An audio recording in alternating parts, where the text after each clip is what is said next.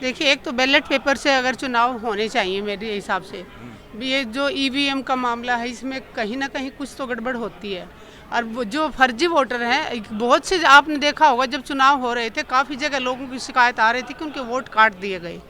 तो जो लोग जिनके वोट बने हुए थे उनके काटे जा रहे हैं, फर्जी लोगों को तैयार किया जा रहा है। तो वो लोग कहाँ से तैयार किए जा रहे हैं, कहाँ से आ रहे हैं, वो किसकी पार्टी के लिए काम कर रहे हैं, किसके इशारे पे कर रहे हैं, उसकी जांच होनी चाहिए। लेकिन सत्ता पक्ष का भी क्या है? सरकार बहुत चालाक है, जो सत्ता में बैठे लोग हैं वो बहुत चालाक हैं। वो जानबूझ के, ताकि आप लोगों को मौका ना दें, जहाँ पे भी आपको लगेगा कि जो सत्ता में सरकार है वो हार रही है, बिल्कुल बुरी तरह हार रही है, वहाँ पे एक दूसरी पार्टी के विपक्ष को जिता देते हैं। और जहाँ पर भी लगे कि 60 और 65 का मुकाबला है, विपक्ष 65 में जा रहा है, ये 50 में रह गए हैं, वहाँ पे ये जानबूझ के 15% को घपला करके अपनी तरफ कर लेते हैं।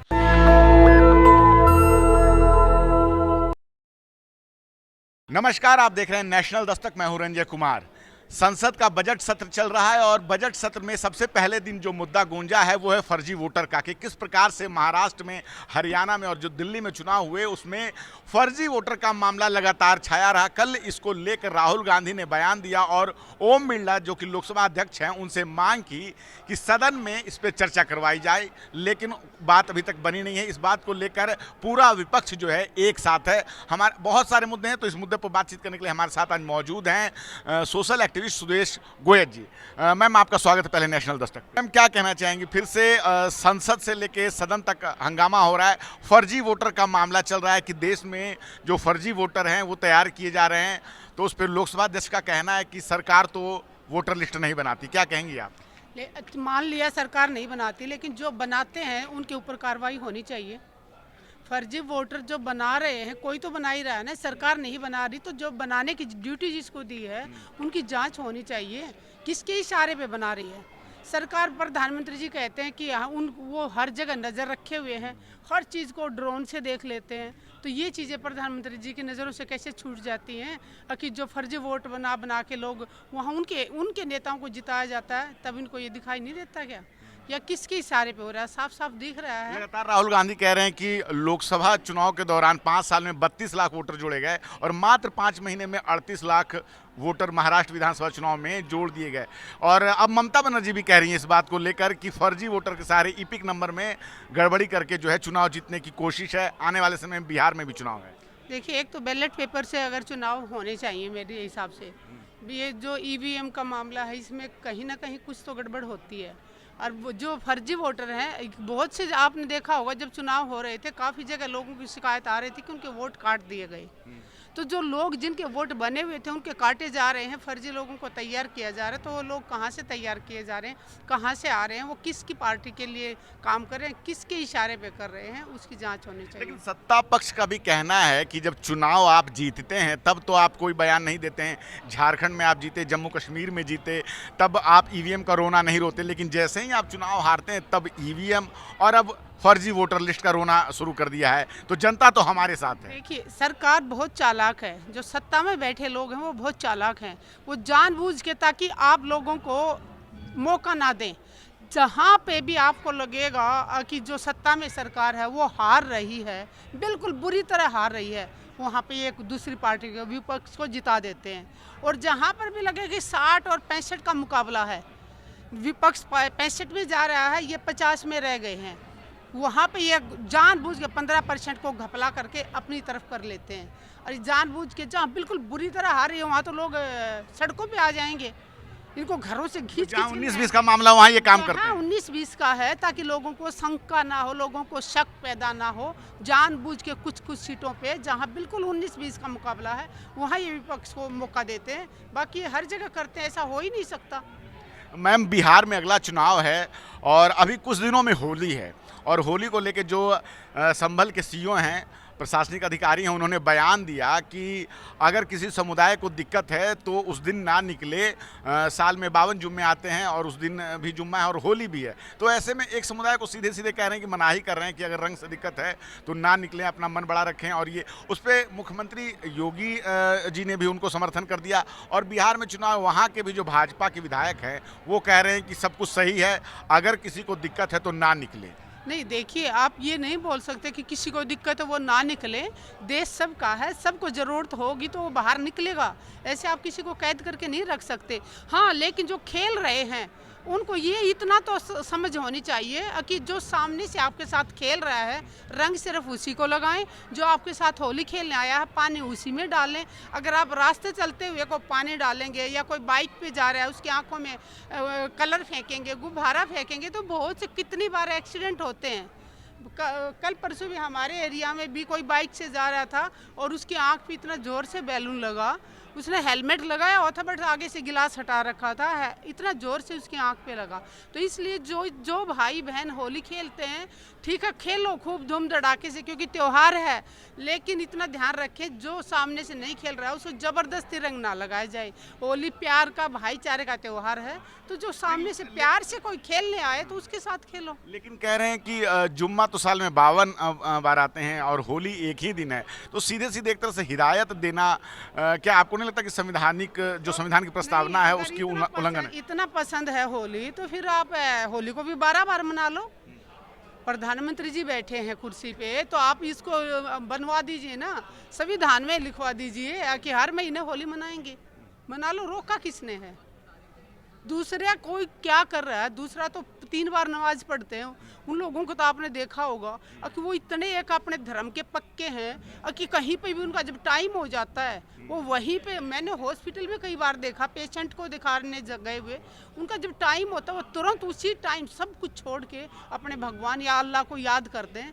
तो ठीक है ना, उतने कट्टर अगर वो हैं, उस अपने धर्म को मानते हैं, तो तकलीफ क्यों हो रही है? आप अपने धर्म को इतना मानिए, आप हर रोज़ मंदिर जाना शुरू कर दीजिए, आप 3 बार मंदिर जाना शुरू कर दीजिए। रोका तो नहीं ना किसी ने, तो दूसरों को कोसने का क्या फ़ायदा है?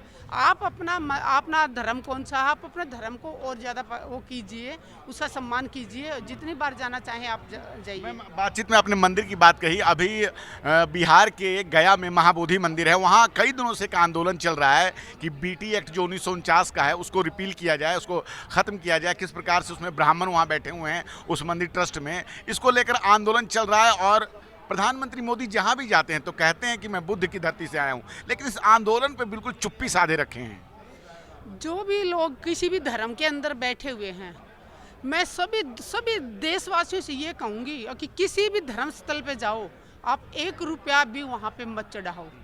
किसी भी धर्म स्थल पे जाओ, 1 रुपया भी मत चढ़ाओ। अगर चढ़ाना है तो गुरुद्वारे का, मुझे लगा कि गुरुद्वारे में अगर कोई 1 रुपया देने जाता है तो वो वापस लोगों के पेट तक, मुंह तक पहुंचता, चाहे वो प्रसाद के रूप में पहुंचे, खाने के रूप में पहुंचे। बाकी आप कहीं भी देख लीजिए कि अगर आप बिना थाली, बिना पूजा के चले गए तो आपको प्रसाद मैम ट्रस्ट के माध्यम से काम तो करते ही हैं। कितना काम करते हैं? कोरोना आया था तब कितने धर्मस्थलों ने साथ दिया था, बताइए। एक भी धर्मस्थल सामने आया हो तो बता दीजिए। किसी भी, मैं जब नाम लेके फिर मैं ये नहीं टारगेट नहीं होना चाहती कि ये किस धर्म के खिलाफ है।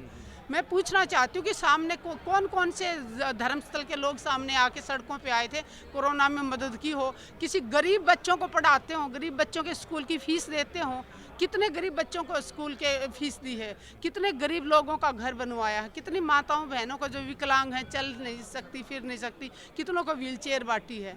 तो ये मैं यही कहूँगी कि पूरे देशवासियों से ये कहूँगी कि धर्म स्थल में आप जाओ, आपकी श्रद्धा के अनुसार जाओ, बट थोड़े दिन के लिए, 1 महीना 2 महीने के लिए वहाँ पे दान देना बंद कर दीजिए। जो भी वहाँ पे बैठे हुए हैं ना, सब अपने आप उसको छोड़ के बाहर भागेंगे।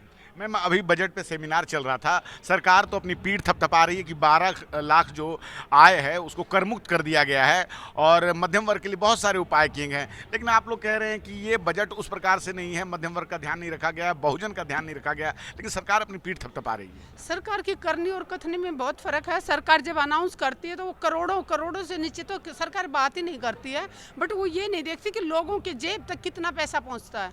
चाहे जवानों की बात कर लीजिए, किसानों की बात कर लीजिए, एक साथ बोलेंगे इतना करोड़ हमने दे दिया, एक आदमी की जेब में कितना पैसा गया वो बताइए ना, वो उस पर बात नहीं करेंगे ये लोग। और आज जो बजट की बात हो रही थी, जो हमारे दलित भाई हैं उनका वो उसकी बजट की बात हो रही थी, तो मैं ये कहूँगी कि ये किसी लड़ाई एक किसी दलित परिवार की या किसी एक समाज की नहीं, सभी समाजों की है। सभी समाज ने मिल के आवाज़ उठानी होगी। अगर सत्ता में बैठे लोग अपनी मनमर्जी कर रहे हैं तो पूरे देश के समाज को, पूरे जाति धर्म सबको एक होकर आवाज़ उठानी होगी, तब ये लाइन पे आएंगे। मैम, बिहार में अगला चुनाव है लेकिन फर्जी वोटर का मामला चल रहा है, ऐसे में क्या लगता है वहाँ जो है मंडल और कमंडल की राजनीति होती है। भाजपा लगातार चुनाव जीते जा रही है, उनका कहना है कि सर बिहार में भी हमारी सरकार बन रही है, क्या आप देखती हैं इसको, कैसे देखती हैं? अगर उनको इतना ही पता तो मुझे ये समझ में नहीं आ रहा प्रधानमंत्री जी चुनाव में इतना पैसा बर्बाद क्यों कर रहे हैं। सरकार अगर आप ही की बननी है, इनके नेता ने भी तो एक बार कहा था कि आप वोट किसी को दे लो, बनेगा बीजेपी का ही, तो फिर जनता को बेवकूफ़ क्यों बना रखा है? जनता को क्यों कह रहे हो कि लोकतंत्र है? अगर लोकतंत्र है तो कैसे इनको पहले से कैसे पता चल गया कि उनकी सरकार बनने वाली है? विश्वास तो किसी को भी होता है कि अपनी पार्टी जीतेगी। नहीं, मैं तो हरियाणा से आती हूँ, हरियाणा का तो इतनी बुरी हालत थी बीजेपी को, तो कोई देख के खुश नहीं था, तो अब कैसे इन्होंने सरकार बना ली वहाँ पे? तो इनको ये साफ साफ जो बोल रहे हैं ना कि आप वोट किसी को भी डालो, सरकार तो बीजेपी की बनेगी, तो फिर लोकतंत्र का तो खत्म ही कर दो ना आप। फिर चुनाव करवाते ही क्यों? चुनाव पे क्यों करोड़ों रुपए बर्बाद कर रहे हो? सीधी सीधी कुर्सी पे बैठ जाओ आके, जैसे उसमें चंडीगढ़ में मेयर के चुनाव में बैठा था। चंडीगढ़ वाला तो एक सामने आ गया था, सीसीटीवी में आ अनिल मसीह का जो मामला था। हाँ जी, बिल्कुल, कैसे जबरदस्ती कुर्सी पे छीन के घसीट के लाया और उसको बिठा दिया कि ये बन गया मेयर। तो ये हर जगह ऐसे होता है। वो एक मामला सामने आ गया तो इनकी पोल खुल गई थी, लेकिन पर्दे के पीछे इनका यही खेल चलता है। मैम, आपने हमसे बात की, बहुत बहुत शुक्रिया। Thank you. तो हमारे साथ बातचीत कर रही थी सुदेश गोयल जी, और जिस प्रकार से बताया कि अगर इनको चुनाव में अगर भरोसा जो है उस तरह से है, जिस प्रकार से चंडीगढ़ मेयर का जो चुनाव हुआ था उस प्रकार उसमें किस प्रकार की गड़बड़ियां थी, तो पहले से जब इनको विश्वास होता है कि वोट अगर किसी को भी दो सरकार हमारी ही बनेगी, तो चुनाव आखिर क्यों करवाते हैं? फर्जी वोटर का मामला संसद से लेकर सड़क तक गूंज रहा है। आप क्या सोचते हैं? अपनी राय जरूर बताएं। मैं रंजय कुमार, कैमरामैन आशीष के साथ, नेशनल दस्तक। नेशनल दस्तक की आपसे गुजारिश है कि अगर इसको बचाना चाहते हैं तो नेशनल दस्तक को सब्सक्राइब करने के लिए रेड कलर के सब्सक्राइब बटन को दबाएं, फिर बेल आइकन की घंटी दबाएं। नेशनल दस्तक को बचाने के लिए बहुत जरूरी है कि हर खबर को शेयर करें, लाइक करें, कमेंट जरूर करें।